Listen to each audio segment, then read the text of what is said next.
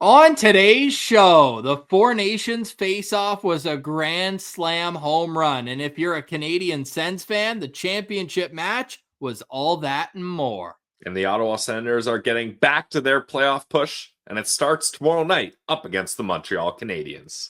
This is Brady Tkachuk, and you're listening to the Locked On Senators podcast. You're Locked On Senators, your daily podcast on the Ottawa Senators. Part of the Locked On Podcast Network, your team every day. Welcome. You are locked on to the Ottawa Senators, the only daily podcast covering the Sens.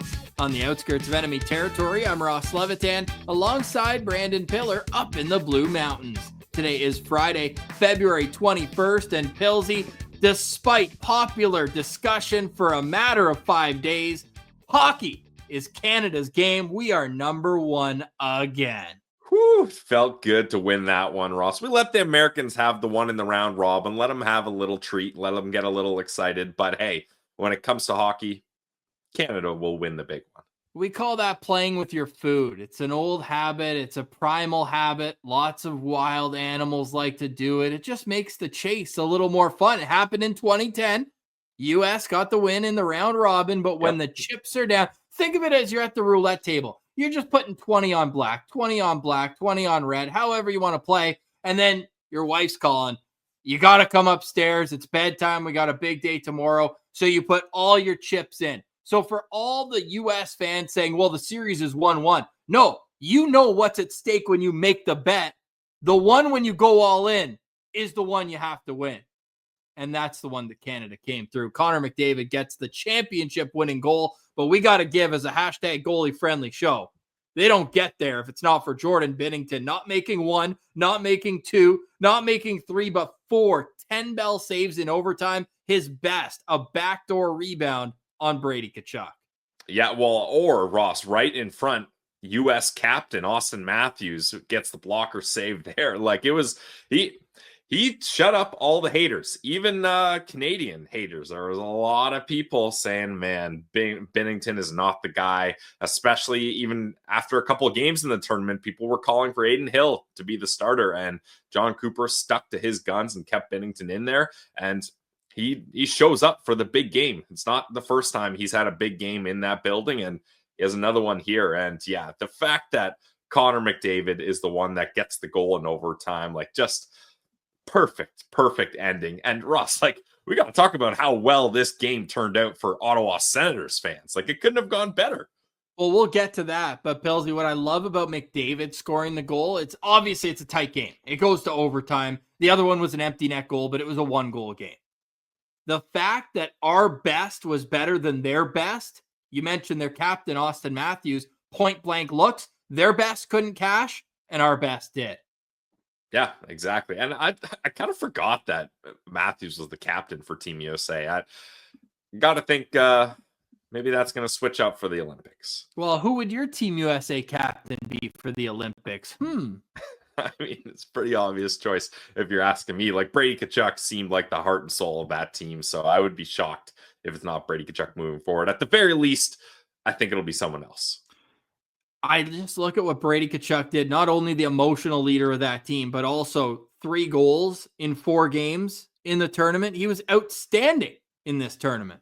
Yeah, he was great. And you could tell how much it meant to him. I mean, his face when he scored that opening goal, it was huge for him. And then Jake Sanderson gets the only other goal for Team USA. So to have 2 Ottawa Senators players score for Team USA, obviously you don't want anyone scoring for that team, but if someone's going to do it, you want it to be the Sens players, and then have Canada still win, and in overtime nonetheless.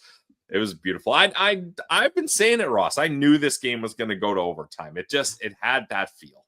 Our guy Douglas Darby had a great Photoshop. I'm pulling it up if you're watching on YouTube, but the score bug, he turned Team USA into Ottawa Senators 2, Team Canada 3 in overtime. Brady Tkachuk scores the game tying goal. Jake Sanderson gets the go-ahead goal, and then it was all Canada after that. So really, you couldn't draw it up any better if you're a Canadian Sens fan. You get the experience not only of Brady Tkachuk playing in big games for the first time in his career. You hope he carries that passion, that momentum, that enthusiasm, and We've never questioned his heart and soul and desire, but we have said the execution at times isn't there.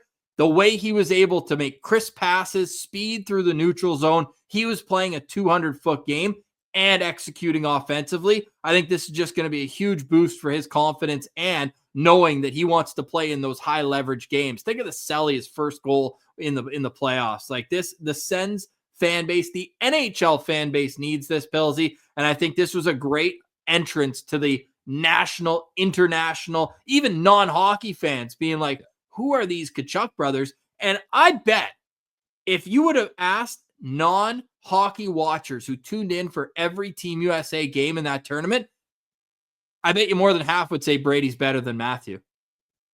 Yeah, I mean, yeah, maybe if your only hockey knowledge is watching this tournament. I mean, a bit of an unfair statement as Matthew missed a lot of time and barely played any of the championship. Even the game first there, two, even that first Team Canada game where they were both healthy, that's the game he got hurt. So fair enough. Matthew's playing hurt, and Brady would probably defer and say Matthew's better.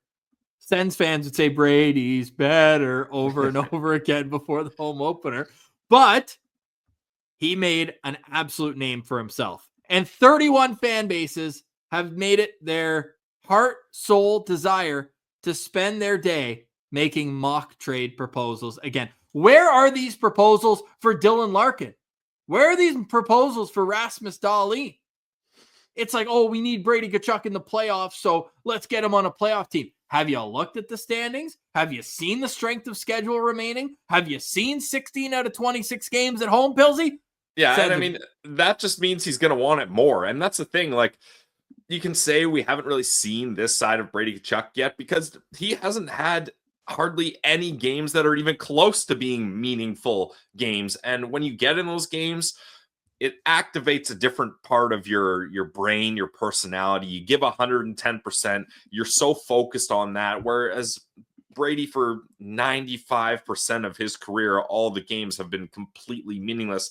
And the other 5%, it was just games that you're hoping to get to meaningful games. They're not even meaningful games themselves. So I think once we see Brady Tkachuk in the playoffs, that's going to be consistently the guy we're seeing. And I would hate, Ross, it was tough watching 2 games being a fan of the other team he's playing. I would hate to be on the opposite side of a 7-game series from Brady Tkachuk captaining this Ottawa Senators team. Shout out the odds makers for making Brady's over-under shots at 2.5 for the entire tournament. I want to say he went 4-0. They don't know puck. And he hit it in a minute and 55 seconds in the one game. Like, it was crazy. Yeah, we were loving that one on FanDuel. And yeah, if you don't know, now you know. And I think that to move the conversation along would be how a lot of fans feel about Jake Sanderson. Didn't start the tournament in the lineup, only comes in for the 3rd game after injuries forced him in. And holy smokes, did he perform? Did you know that only 2 defensemen on Team USA played more shifts than Jake Sanderson in the championship game? And only 3 defensemen played more minutes overall. Yeah, I mean, it makes sense, Ross. And I think obviously Jacob Slavin is getting his flowers here. That block rightfully that he made, so. Yeah, late in the game was just incredible. Like, this guy's amazing. I'm going to have to disavow all Tim Stützle in particular. I'm looking at you, Timmy. He said Michael Amadio has the best stick in the league. Jacob Slavin has the best stick in the league. This guy was a human eraser out there. He didn't let anything anywhere near the crease when he was out on the ice. That's quite a bold statement of you, Ross, to disavow that Michael Amadio has the best stick in the league. So that maybe we'll clip that one and have Sens Twitter to really dunk on you on that one. But yeah, Jacob Slavin was just incredible. Like true hockey fans know how good he was. I think, like, Ross, we even have made the comparables as Jake Sanderson was coming up in the system that, hey, if he can end up a Jacob Slavin type player, but people would dunk on us for that. They'd be like, no, that's not good enough. I do think Sanderson has more offensive upside, though, than Jacob Slavin, but he's also not 6'4". Yeah, and that's fine. But like it's that defensive acumen and that hockey IQ that Slavin has that you can see shades of that with Jake Sanderson. I still like when we compared Sanderson to Cale Makar more. Well, I mean, yeah, that would be it. I'll take that upside for sure. an amazing tournament, and I can't wait for tomorrow when we find out what the numbers were for the ratings. Over 10 million people watched the game on Saturday night last week. You got to think it's 15, maybe More, even 10 million in the States. That's the thing. Yeah. Well, wait, was that 10 million total? 10.1 total. Yeah, it's going to be way more because Americans, they were all over this game thinking that they were going to put this one in the bag. It was in Boston. So I wouldn't be surprised if it's closer to 20 because like once you get that marketing engaged and there's nothing else on, like there's nothing else for them to watch. So it was, and then obviously the political landscape of things that has the heat turned up on both these nations. So didn't hear any boos when Team Canada or when Canada was playing with the championship trophy. I guess all the Americans had left the building at that point. Well, there was a lot of Canadians there, I think, and especially the lower bowl. Yeah, they panned out to show the crowd. There's a lot of Canadians. I got to assume a lot of maritime players or fans were coming in for that one. Family and friends of Canadians. Yeah, Seth Jarvis's buddies came from Winnipeg, so they drove from Winnipeg. Yeah, classic road trip, Winnipeg, Boston. Easy. I might do it just for fun. Yeah, exactly. So shout out the four nations and shout out the players, all four teams. Yep. For making it what it was. The PA can put it together. And not just the players, Ross. The staff? Staff as well. I see in the preview here. There we go. There it is. Shout out Dean Brown on Twitter, friend of the show, PXP Ottawa, posting this photo in the locker room with the Four Nations Championship trophy with Dom Nicoletta on our left, but they're right, and Johnny Forget. So that's Nicoletta's the athletic trainer, therapist, and then Johnny Forget's the equipment manager with Team Canada. So Senators bringing home some hardware. Winners. Not for the players, but for the organization. So shout out to those two. Best in class. Certainly exemplifies what those two bring on a daily basis. The NHL doesn't tick without the people behind the scenes, but this tournament doesn't tick without the players who did everything that they needed to do to show that passion is what drives the sport of hockey. That said, though, Pillsy, final question on this, and we'll move on because we want to reset for the Ottawa Senators now. We did the episode right after the Florida game, but I think it's important now going into a game day on Saturday at home against Montreal. Tickets still available for the Glebe Central Pub Shuttle. I think it's important to reset where are we at, what do we need, and how can Ottawa get to the playoffs? Because after the intensity of those, we need that. And then we'll wrap up the show with a preview. We'll look at the lines at practice today. There's a couple surprises and keys to a victory over Montreal. But Pillsy, NHL rules in the Four Nations face-off. Olympics next year, double IHF rules. Bigger ice surface, a little bit less physicality, I think, to say the least. Yeah. I don't think that game's as close in double IHF rules. I think Canada wins by more. Yeah, I mean, that's fair because like America's number one thing was the physicality, right? And that was kind of their bread and butter. And they were able to bully Canada a little bit in the first game and then get up to a lead and then shut it down defensively, which they do so well with that decor and obviously Hellebuck. But I think in the double IHF rules and the bigger ice, the skill is what's going to shine and the speed, and Canada has them outmatched there. So yeah, I think that's a fair point. And Brady would get about 15 penalties for boarding just because he hits so hard. And double IHF does not like that. Yeah, Brady Tkachuk is not built for that style of game. Yeah. But you say that, but didn't he lead Team USA as their captain? He had 13 points in 8 games at the World Championships. Yeah, no, that's fair. But World Championships is not best on best. No, it's not. But hey, shout out Brady Tkachuk, man. I can't wait to see this guy back in an Ottawa Senators uniform. Will that be tomorrow? That conversation and a whole lot more is next. You're listening to Locked On Senators, your team every day. Today's episode is brought to you by our friends over at FanDuel. When the game tips off, the NBA action is just getting started, and there's no better place to get in on it than FanDuel, America's #1 sportsbook. With FanDuel, you can plus live bets throughout the game, so even if you miss the opening tip-off or you want to bet on a fourth quarter comeback, you can stay in on the action. And if you're looking for a bigger payout, you can even combine your live bets into a same-game parlay.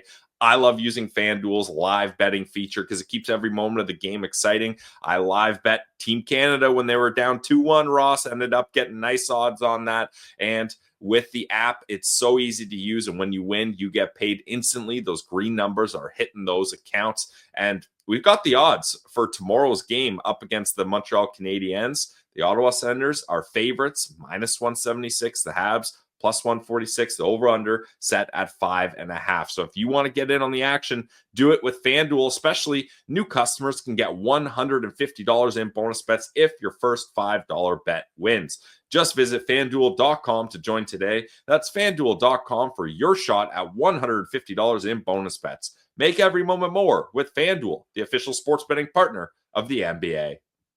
Today's episode is also brought to you by our good friends at Club EG. Club EG is the place to go when you want to golf this summer. Whether you're a male, female, junior, senior, good golfer, or you're like me and just love getting out there with the fellas and hoping to get as low of a score. Well, I just want to write 2 numbers on my scorecard. Is that too much to ask, Pilsy? I mean, it might be for your golf game, Ross.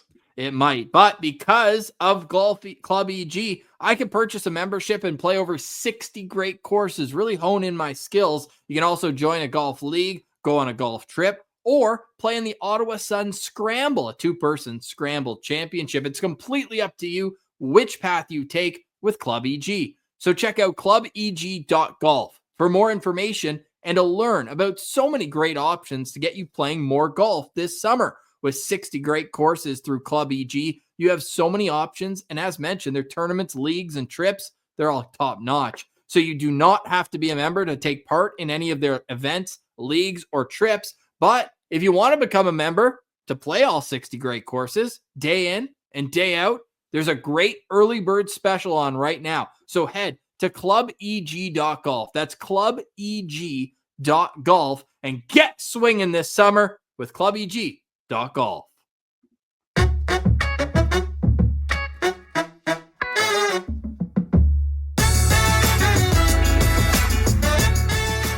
All right, Pilsy, we have made it through the rigors of a long break without Senators hockey. Too long, I would say. And now the Sens are gearing up for a game tomorrow against the Montreal Canadiens. It's a bit of a late recording today, so we're just over 24 hours away from puck drop. We'll get the full game day preview next, but looking at the standings, man, it's just as tight as it was a week and a half ago. What the heck? Yeah, no change in the standings, which, you know what, Ross, I'm going to, if we're looking at a glass of water here, half glass of water, I'm taking glass half full because the Senators are still in a playoff spot. So I'm not getting down about how tight it is because when you're leading the pack, it's a good feeling. It is a good feeling. Ottawa with 62 points right now. First in the wild card. They've got a game more played, though, than the Detroit Red Wings. They are 1 point up on the Wings. Columbus and Boston tied with 60 points. The New York Rangers have 58 points. The Rangers have a game in hand on Ottawa. And we'll cut it off there for now because the Islanders, Habs, there's a bunch of teams that are just below that. But if you look at what's left, it's just a matter of taking care of your own business. And with 26 games remaining, the Ottawa Senators need to win at least 15 games. At least 15 games. They need 36 points in 26 games to really make themselves feel good about a potential playoff berth. Yeah, and I mean, luckily, we'll repeat it because we haven't talked about it in a while, but the strength of schedule is in the Senators' favor as far as points percentage goes. They have one of the easiest strength of schedule, and they've got a lot of home games down the stretch. Like April is going to be fascinating, Ross. There's so many home games. There's so many teams that we expect the Ottawa Senators to have a good chance up against. So, oh, man, it's so great that we're getting back to Ottawa Senators hockey. I'm so ready for it. And these games are what we've been asking for, Pilsy, for the last 5 years of doing this show. Just be in the mix. And they've put themselves in a good spot without Linus Ullmark for an extended stretch, without Shane Pinto for a long time this year. And he also had a 19-game pointless drought earlier this season. They've just found a next man up mentality. But Pilsy, the lineup is starting to get thin, especially with those who are missing today. So after the break, we'll look at the Sens practice lines, and then we will get to our game day preview. Pilsy, you remember how to do game day preview? Yeah, it's been a while, but I'm stoked to get into it. And what a matchup to get back into Sens hockey, Sens versus Habs in Ottawa. Yeah, and we're going from cheering for Team Canada to cheering against the Canadiens. So that matchup preview and Sens news and notes from practice, including a certain disher that was called up to play a little filler in today's practice. That's next. You're listening to Locked On Senators, your team every day. Today's episode is brought to you by our friends over at Select Quote. In sports, having a winning strategy is everything. It's how the best teams make it to the Super Bowl, the World Series, and the Four Nations Face-Off Championship. The same goes for life. Having a strategy like life insurance from Select Quote can protect your financial legacy and keep your family's future secure. Select Quote makes it easy to find the perfect life insurance policy. As one of America's leading insurance brokers with nearly 40 years of experience, they've helped over 2 million customers find $700 billion in coverage since 1985. What sets Select Quote apart is their personal touch. Unlike those other brokers that offer only one-size-fits-all policies, their licensed agents tailor coverage to fit your unique needs. If you're in good health, you might even qualify for same-day coverage of up to $5 million, no medical exam required. And it's more affordable than you'd think. You can get up to $1 million in coverage for as little as $20 a month. So get the right life insurance for you for less at selectquote.com/lockedonnhl. Go to selectquote.com/lockedonnhl today to get started. That's selectquote.com/lockedonnhl. Select Quote. They shop, you save.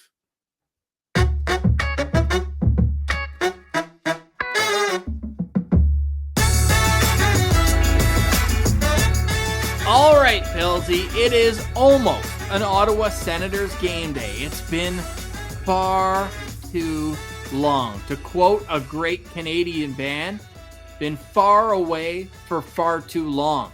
And now the Senators are getting ready for back-to-back Canadian matchups tomorrow night against the Montreal Canadiens. Then they'll have Sunday, Monday, Tuesday off, which, as we'll get to with the lines and the injury updates, is still a good thing right now for the Ottawa Senators. They'll have their back-to-backs. They'll have their 3 and 4s.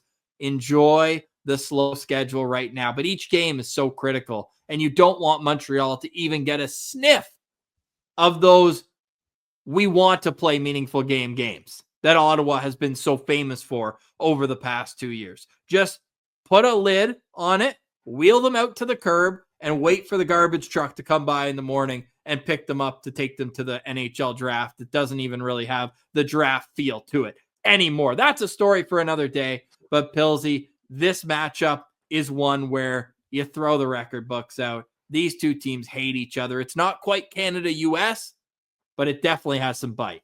Yeah, well, I mean, the rivalry hasn't been that much of a rivalry lately. Habs fans will be very excited about their win this season up against the Sens, and congrats to them. They deserve it. But the Ottawa Senators had won 9 straight games up against the Habs before then.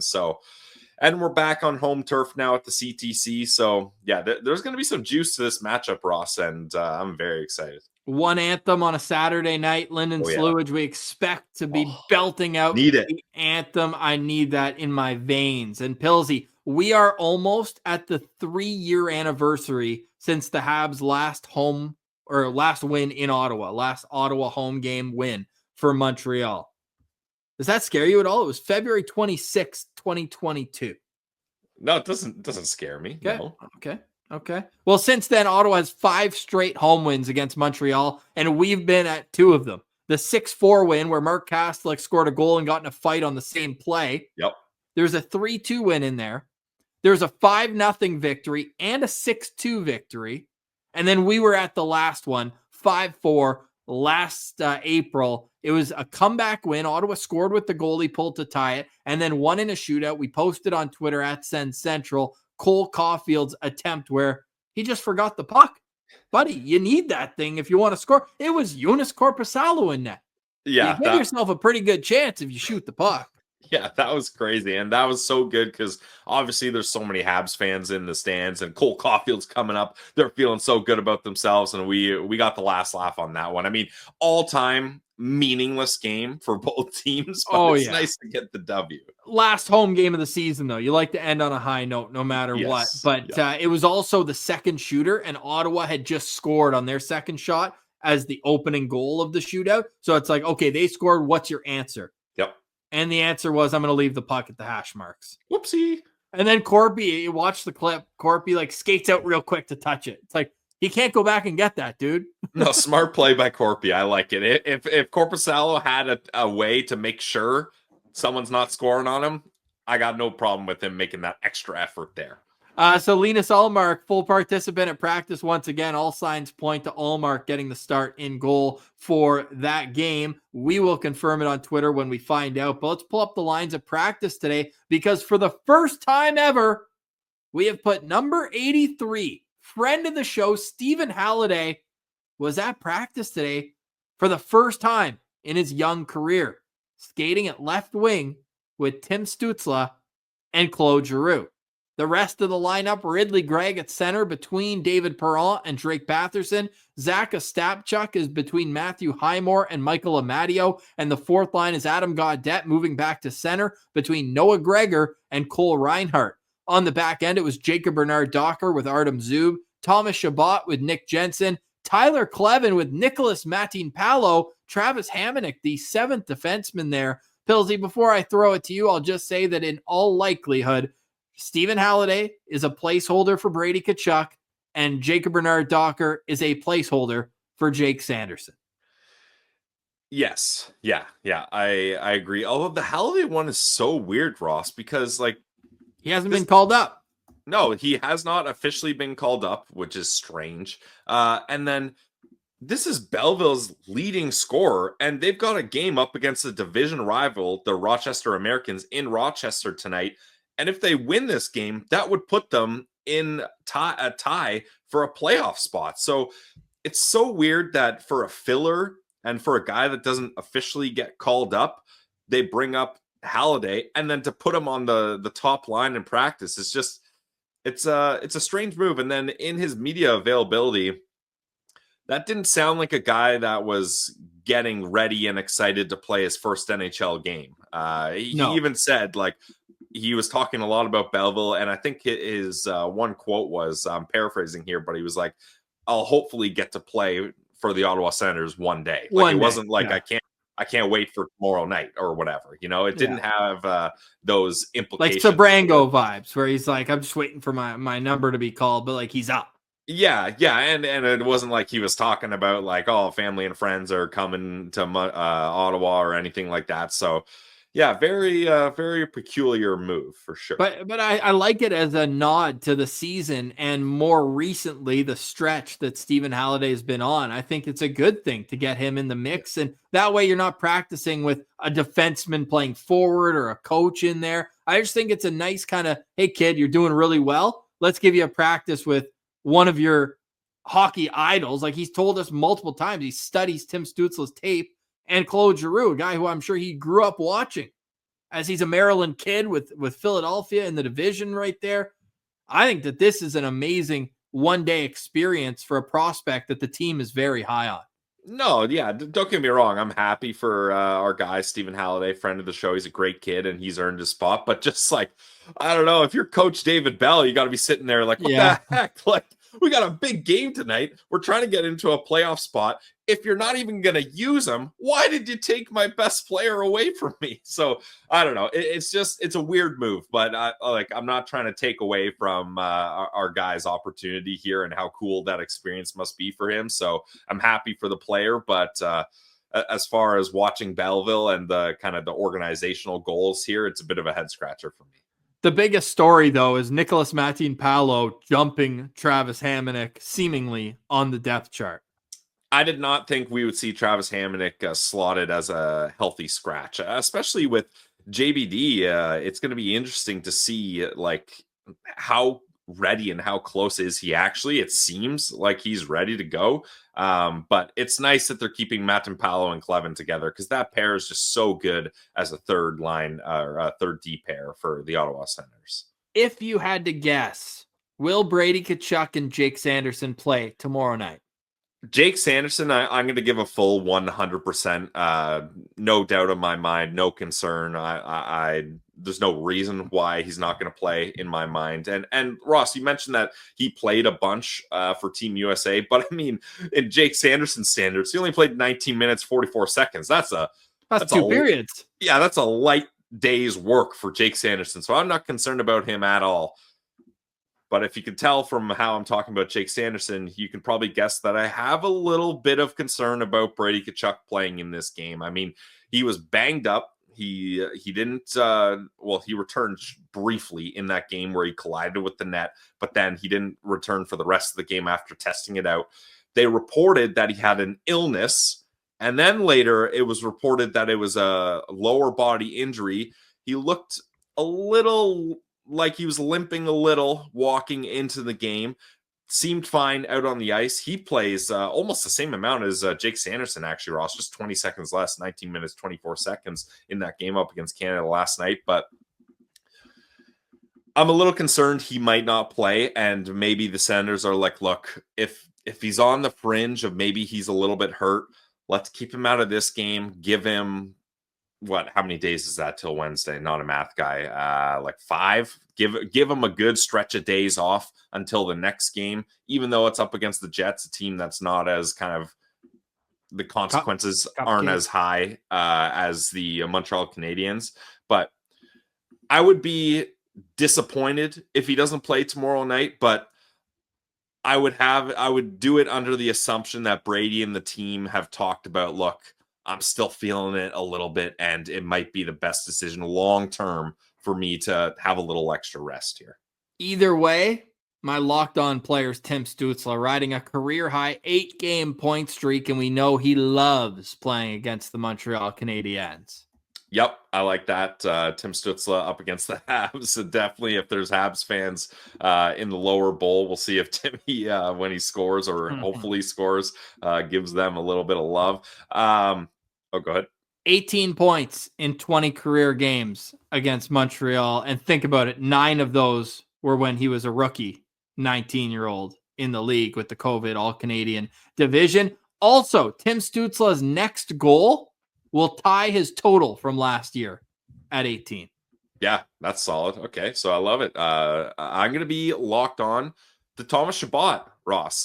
This is a guy that obviously might have been in contention to join Team Canada. He gets to enjoy a vacation in the sun. I believe he went to Mexico, so he got a Cabo. He's following our footsteps. Great spot. Can confirm, great spot. And he entered this break on a real hot streak. In the last 4 games, he had points in all of them except the Florida game. So Nashville, he had an assist. The Tampa game I was at, he had 2 assists. The next Tampa game, he had 1 assist. And he's playing big minutes, over 22 minutes in all those games other than the first Tampa game, but he played 21-55.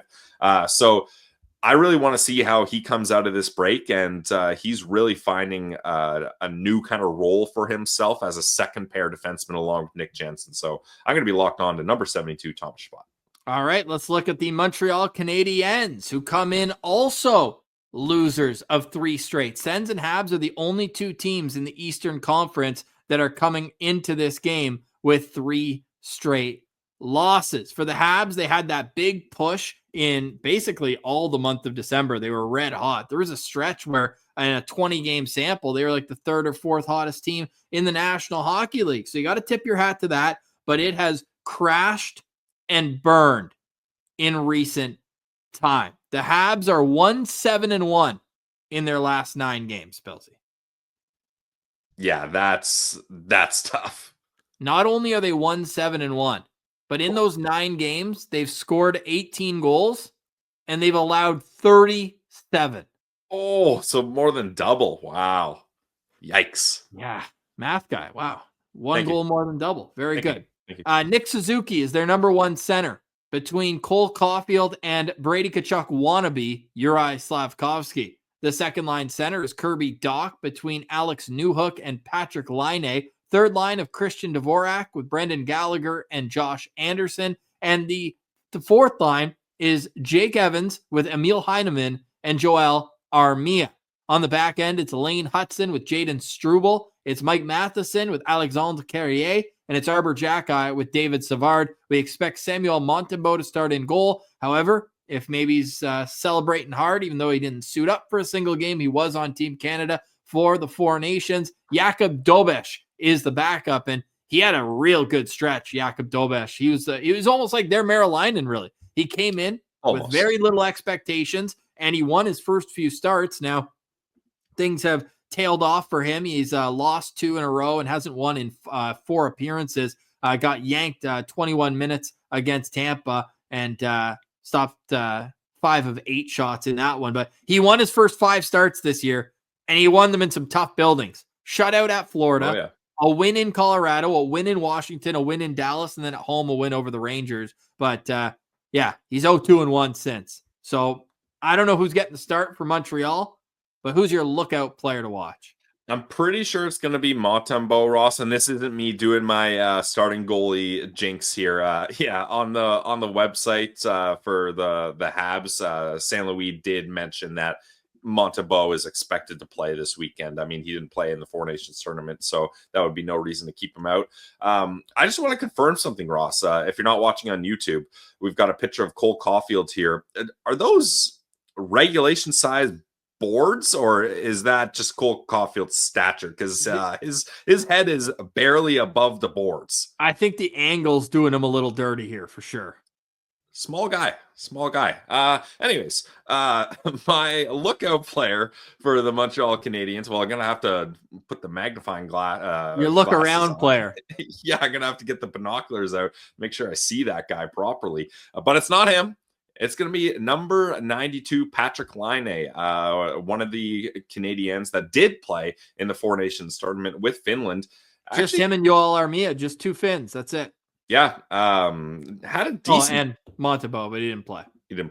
Had a decent showing points-wise. 2 assists up against Sweden and then 1 against Canada, but no goals for Patrick Laine. And Ross, it's been a while since he's lit the lamp. Patrick Laine has not scored since January 19th. That's 10-game goalless drought for Patrick Laine. But one thing you got to watch with him on the power play, he is absolutely lethal, Ross. In 28 games this season, he has 12 goals, 10 of them on the power play. So you do really have to watch out and respect that shot from Laine. Let's hope his goalless drought goes to 11 games, though. Wow, yeah, he was red hot when he came in after suffering that brutal injury in preseason, went knee on knee. So we're happy to see him back, but clearly he's a streaky scorer, kind of like a bit of an Alex DeBrincat, obviously different stature, but he does have that ability to pull the trigger and get the puck in the net at the blink of an eye. My lookout player, guy I've been high on since before the draft, it's Lane Hudson. I mean, his head weights per 60 minutes are extraordinary, but his offensive... He's one of the guys with the puck on his stick the most. I believe he and Jake Sanderson are both in the top 5 in the NHL with most puck possession per game. Ottawa's going to have to be physical with Lane Hudson. Easier said than done. He's slippery. He gets around guys. He's got a great agility button in the offensive zone. Like, he can curl off guys. He's so fun to watch. There's no 2 ways about it. And his point totals are astounding this year, Pills. Like, there's no way around it. Among rookies is one thing. But among all defensemen in the National Hockey League, like, there's not many guys that are producing at the same pace as Lane Hudson. He's 10th in the league in points by a defenseman. That's pretty impressive. Yeah, I mean, you got to give that to him for sure, especially as a rookie defenseman. It's very impressive. He got 3 more points in 1 less game than Erik Karlsson. This year? This year. Oh, okay. He's got 4 more points. He has played 6 more games, but he has 4 more points than Roman Josi. Like, we're talking about a guy who is elite offensively as a rookie in the National League. How do you beat that? Key to the game, mixed with my lookout player, make him play defense because he's not very good at it. Dash 20. Make him play defense. Yeah, he's certainly someone that the Sens are going to have to be aware of, and he's the kind of guy that can make stuff happen on the power play as well. Like if you're looking at a power play with him and Line, like you really got to watch out for those two. But I think if the Senators can just play physical and hem the Habs in their own zone, hopefully you can negate Lane Hudson's skill there. Yep. So what's your key to victory? For me, it's limit the offensive zone time is one thing, but in particular on the back end, like not only Lane Hudson, but Alexandre Carrier, but most of those are really their only two puck movers. You can say Matheson, sure, but Carrier and Hudson, you have to be physical on them. Don't give them time and space. Close quickly. Start defending in the offensive zone. Like don't let them build speed and be like, all right, we'll meet you at the red line and then attack us there. We'll try to defend. Make sure you're getting them early, getting sticks and bodies on them, and you'll be able to turn over pucks and make counter-strike offensive attacks. So your key to victory is playing physical? Yeah, playing physical and closing quickly on their defense on the breakout. Yep, love it. Especially that Jack-Eye Savard pair. Yeah. I'm going to go with get off to a hot start, Ross. We know, unfortunately, it's just the reality of the situation. When the Habs come to the CTC, there's going to be a lot of Habs fans there. So do you think maybe less because maybe some of their fans spent a bunch of money on Four Nations tickets?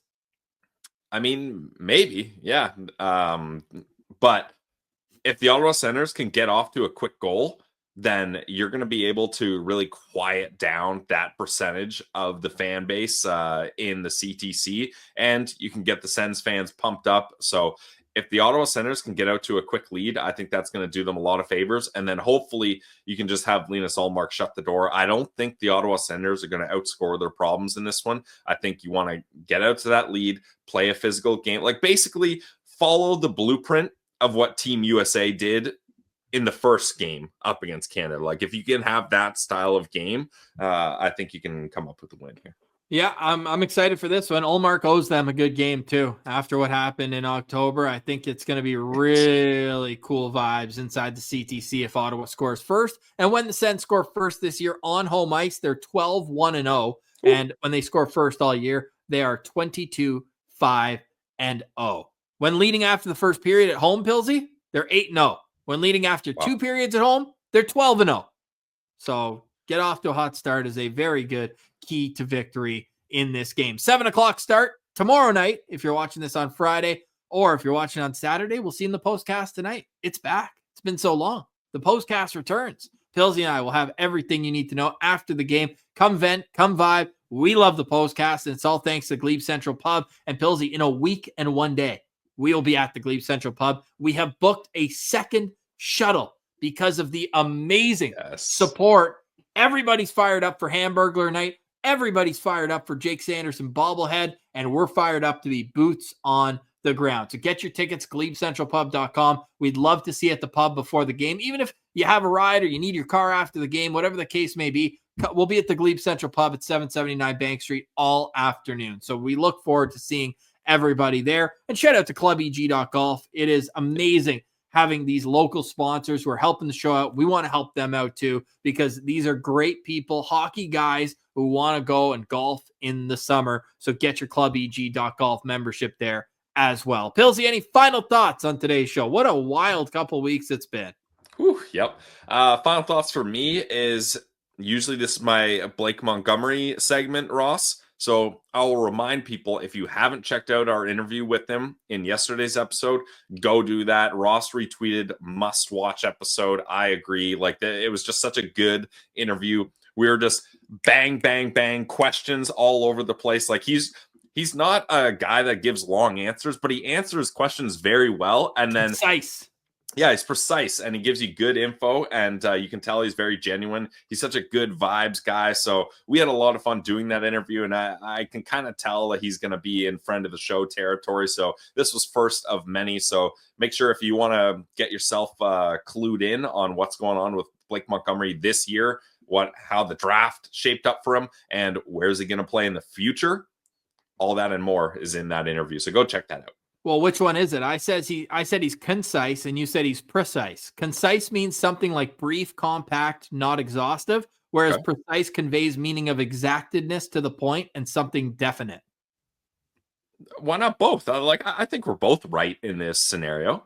He's concise and he's precise. He brings Friday energy to a Thursday show. We hope you had some Friday energy in this one. We'll see you in the postcast Saturday night. Sens Habs, one anthem at the CTC. Sens hockey's back. 26 games left in the regular season and hopefully more afterwards. For Brandon Piller, I'm Ross Levitan. Thank you for watching, listening, and engaging with the show. It means a whole heck of a lot to us. This has been another edition of the Locked On Senators podcast, your team every day.